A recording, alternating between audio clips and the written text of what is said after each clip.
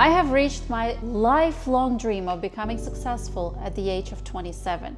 And a lot of people think that this is an overnight success. And today, I want to share with you my story, especially because Unshakable Wealth, it's about building wealth, a prosperous life, and hopefully, I want to show you that there's a little bit more to the overnight success than what we see at the surface. I'm pretty nervous sharing this with you, but after getting a finance degree, managing over $450 million for the #1 energy Fortune 500 company in the world, as a controller, working on billions worth of projects, becoming a Wall Street Journal best-selling author to Destined for Wealth, which the link is in the description below if you want to grab it, or you can get it on Amazon, and getting an MBA from a top 20 business school.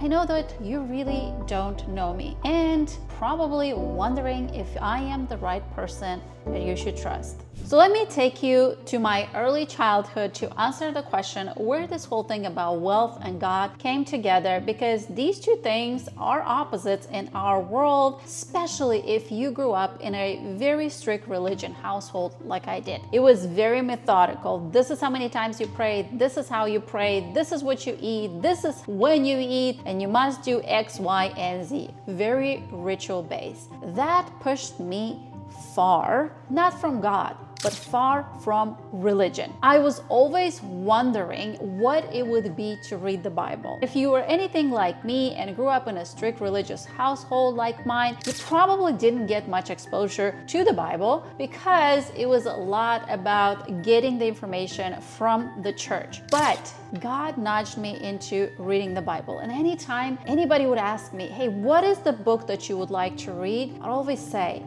there is so much wisdom in the Bible. I would love to read the Bible. Now, granted, I never read the Bible. I had no idea what was inside. All I got is the filtered information from the priest that was teaching it. That drive for reading the Bible was the first nudge that I felt from God to go after the truth and not after the distraction of religion. Now, with that strict religion came the idea that richness, wealth, and prosperity are bad things. I've heard the saying that money is the root of all evil, that rich people are bad. And I have to tell you that I lived by these ideas for a long time in my life. Not because I chose to, but because they were ingrained in my subconscious mind. And even though consciously I refused that idea, subconsciously I was making decisions and taking steps that will sabotage my own wealth and prosperity journey. And the reason why so many people live in this world in a struggling financial situation, regardless if you make good money or not, it's because you're operating out of that subconscious system that is consistently sabotaging your decisions, therefore directly impacting your financial freedom. That's what I've learned, and that's what I arrived to. We never ask ourselves why we believe this. I didn't ask myself until I took a step back and I said, hang on a second. Why is money evil, or why rich people are evil when the rich people that I've encountered in my life were not evil? Is it really that money makes people bad? Or is it an idea that was propagated to keep me small, away from what I was destined to do, and really have a healthy relationship with God's possessions, and most importantly with God, so that I can take His possessions and have the impact that He wants me to have? Because I didn't stop and ask myself why for so long. What is this system that I'm operating on and from? I need to change that software system. I had my mind open up even more to this idea when I was watching an interview about Hugh Hefner. This is the guy that invented Playboy, objectified women, and all of that stuff. And there were these two reporters that were going to interview him about another success story, how he built this multi-million empire. And the lady that was going to interview did not want to. She was a God believer, and she refused this idea of going and interviewing a person that did such things. So she went to her colleague, which was a male colleague, and said, I don't want to interview him. Please change my assignment. I'll do something else, but I don't want to go interview him. And the guy said, I don't want to do it either. He was a God believer too. They prayed together. They asked for God to give them the reason and the drive as to why they should interview this guy. Funny thing, they start seeing the interview from a different light. Instead of going and interviewing him as to the guy who built the empire, they said, what if we go and interview Hugh Hefner to know who he really is? What was his life growing up? And they did. And here's the most fascinating thing that came out of that interview. He described his childhood very lonely. His mother never hugged him, never showed him any love, and the only time he had experienced love is when he got a puppy, and he was treating that puppy with so much love, and he took his blanket and covered that puppy, and he was just head over heels that finally he has found someone to share some deep love feeling. And his mom, who is a very clean conscious lady, took that blanket, burned it in front of him, and took the puppy away from him. Now I want you to understand something that really shattered my internal beliefs. Was it that money that changed Hugh Hefner to become and do what he did in the industry of sex and women and all of that?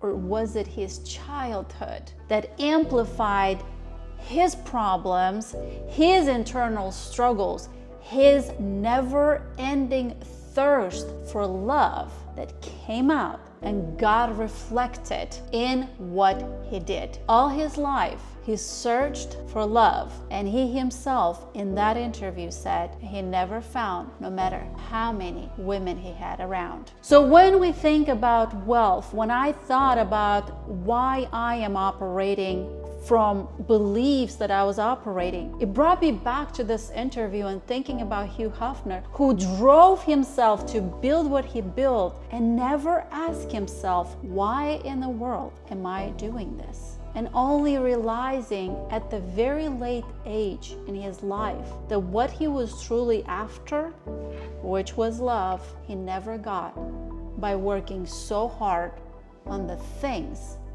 that really were not meant to bring him the love that he was searching for. So not the wealth, not the riches, but the person. What's inside of you? What are you operating from? What is the drive that you have behind it? What are the lack and the sabotaging mindset beliefs that are keeping you stuck? The things that you say, the things that you do, are you doing them consciously? Are you taking a step outside of that and observing yourself to realize and see, what are you doing? Why are you doing it? Why do you believe what you believe? These are the things that I have challenged myself to look at. What I realized is that the number one thing that I had to work on was my mindset. I realized that a little bit later than my early childhood. So God nudged me about read the Bible,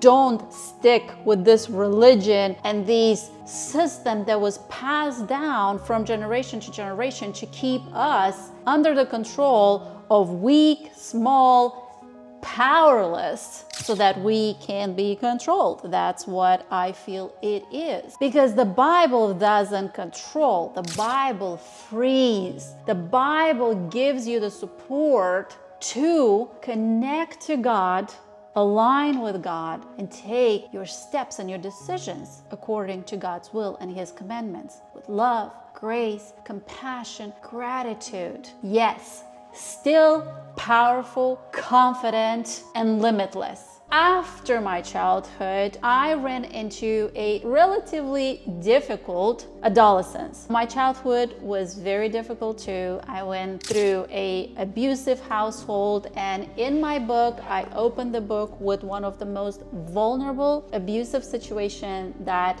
I have ever experienced, and I doubted and questioned if I should put it out here because it opens up my life vulnerabilities. So for those that got it and read it, great. If you haven't, you can do so by getting it below or on Amazon. Once I got to adolescence, because of the violent childhood, I found myself to be a 16-year-old teenager left to raise a 4-year-old brother completely on my own. No parents, just me, my brother. I was raising him on $133 a month. Half of that would go to medication because he would get sick every 2 weeks. That moment of night's prayers when he was sick with high fever, endless begging from God to be with me, got me closer to God. It wasn't about religion anymore. It was, God, how do I serve you? But I know that the way I'm living now, it's not the way you intended. You've said that we should prosper, but I'm struggling. I'm only 16 and I have a 4-year-old on my lap. My mom had to move to a different country. She was struggling as a mom too because her children were thousands and thousands of miles away from her. Now, it was the situation, but it was also generations of mindset and habits and beliefs that were being passed down, and that's where I found myself at 16. And after raising my brother for 5 years, I've learned how to manage money wisely. That's the second thing that God has taught me in my life when it comes to money. But the reason why I learned it is because I paid attention and took myself out of the situation and was looking at, this is my training ground. These are the things that God needs me to learn to bring me to the prosperous land. Did it feel like this?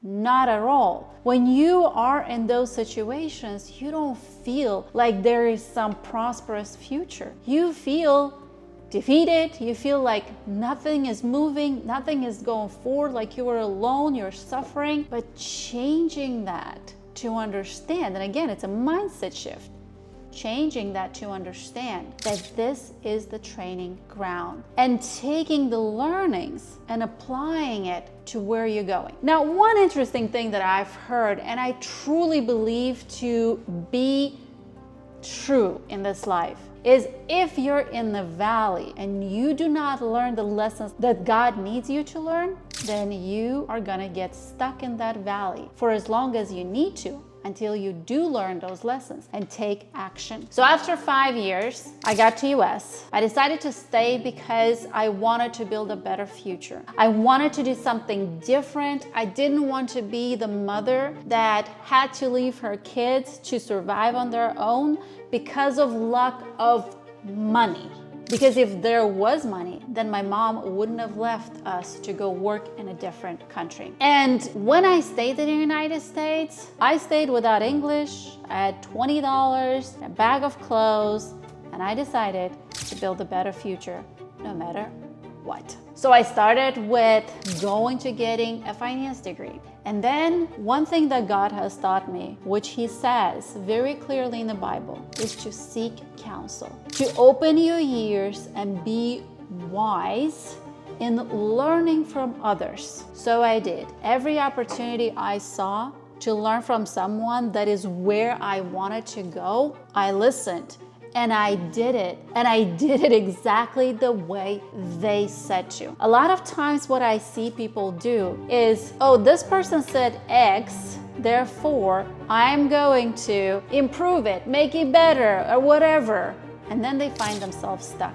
Once you get to the position of that person where you want it to go, then refine and improve it. But at first, listen and take what they said. That was my driving force. And sure enough, just only 5 years later after I stayed, I got on board with a Fortune 500 #1 energy company in the world. The interview process was grueling. No connections, no nepotism, nothing. New slate.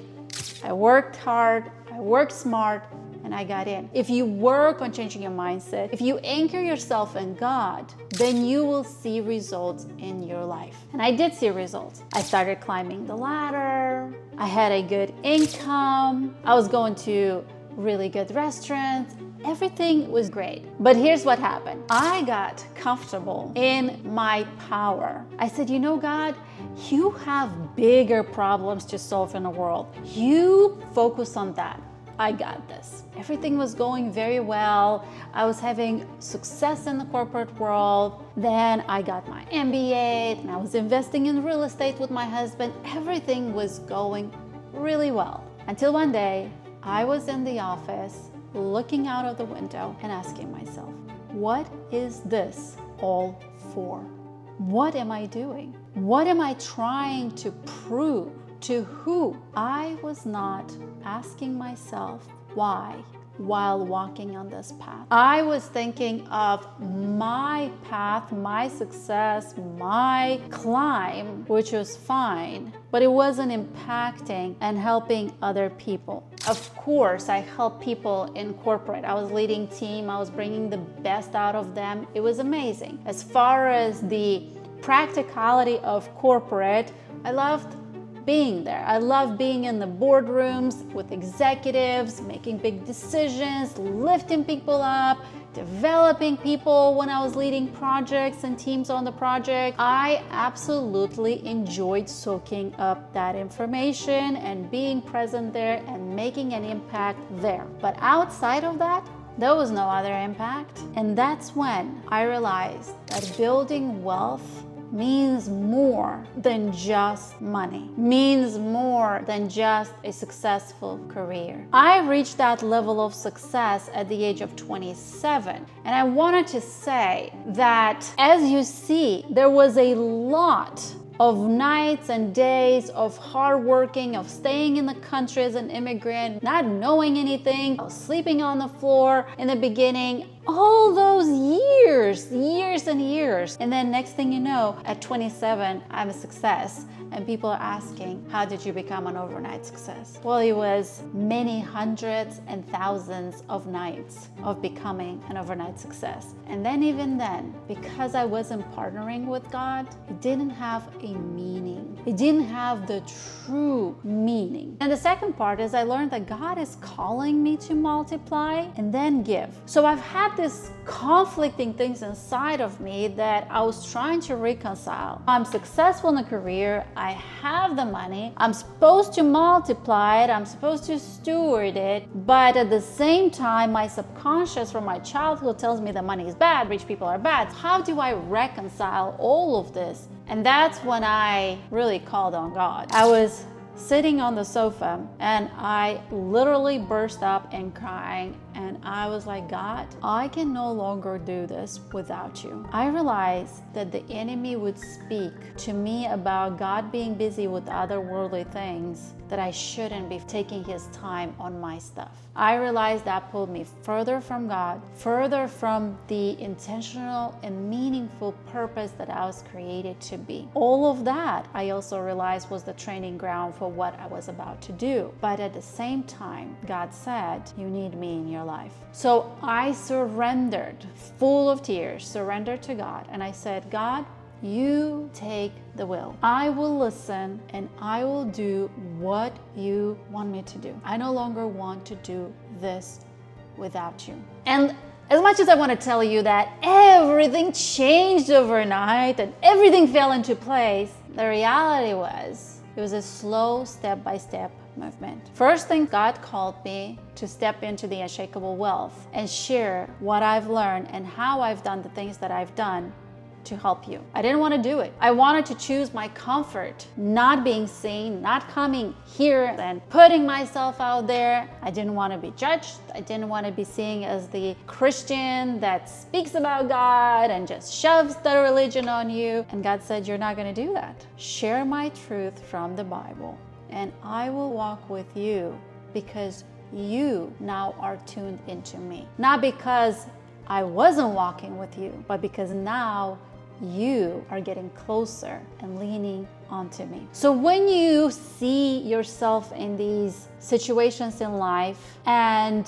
struggle with what you are doing in terms of reconciling God and money and how this comes all together and the past that you had, I want you to know that your mess has a message. And you have been called to impact people's life. And you might be fighting it, and your subconscious might be fighting it because of old programming. But at the same time, you have that nudge that you're created for bigger impact, for advancing God's kingdom. What is Unshakable Wealth all about? When you focus on your finances, you become empowered to carry on God's mission for your life. When you partner with God to take care of your finances, you become limitless to advance God's kingdom. So the first step in doing all of this is focusing on your mindset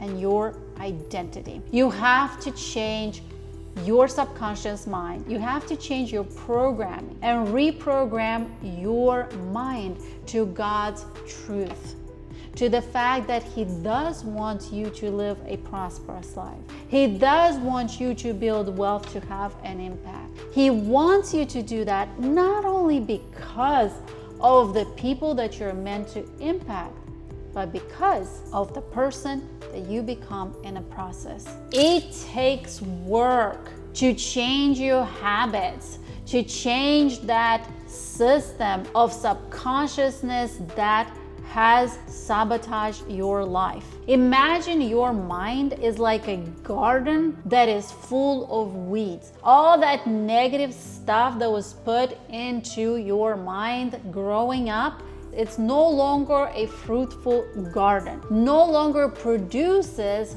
fruits in God's truth because you are captive to it. So you change that. You work on changing your identity of being less than or lacking, or you're not good enough, or you're not worthy enough, or you're not meant for this or for that.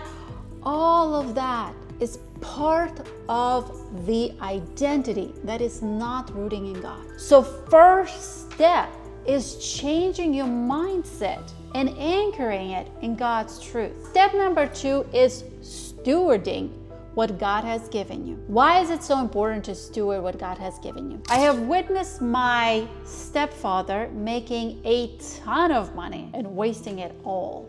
He did that with his brother. They've created a business, they've made more money than you could ever think of, and in a matter of a year or two, they lost it all. That's when I realized that the skill of making money, it's different than the skill of managing money.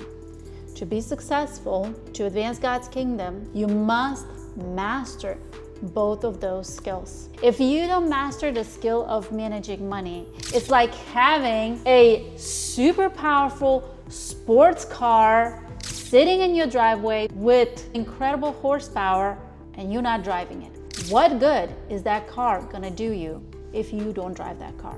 It's useless. Same thing with managing money. What good is it gonna do if God gives you possessions, if it slips through your hands and you don't see much of it? Once you've mastered managing money well and stewarding it according to God's principles, now it's time to multiply it. God is calling us to multiply what He is giving us.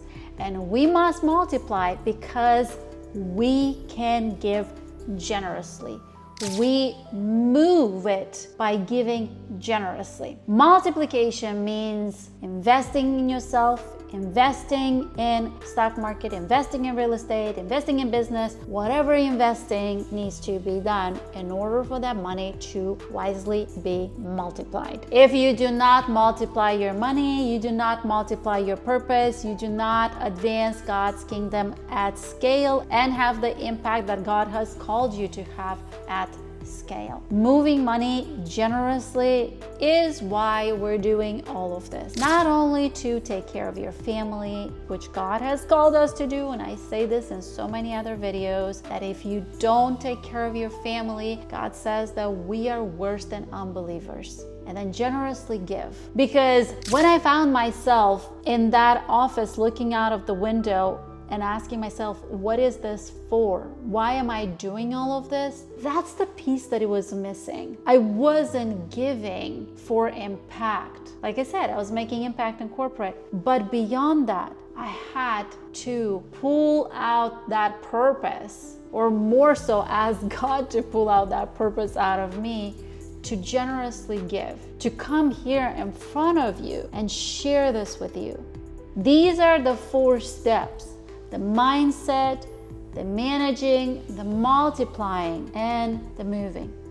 And if you want to learn these steps in more details, I've created a completely free workshop, the Millionaire Investor Workshop, that I have the link in the description below. I highly recommend you get it, because you're gonna learn this in more details. So what is Unshakable Wealth all about? Unshakable Wealth, it's about building wealth, not only for the bank's sake, but it's for faith, family, finances, and fitness, which is your health. All of these are rooted and interlocked together. Unshakable wealth is when you build a holistic, wealthy, and prosperous life on God's rock. And you do that by working on your mindset, managing your money, multiplying it, and giving it freely. Because when you are empowered with finances, you have the resources to take care of your health. You have the resources to take care of your family. You have the resources to advance God's kingdom. You have the resources to invest in relationships. You have the resources to invest in yourself. You have the resources to allow yourself to have more time to spend with God. That's what financial freedom is about. So welcome to the Unshakable Wealth, where you anchor everything you do in God, and not only build wealth, but you build your faith, your family, your finances, and your fitness.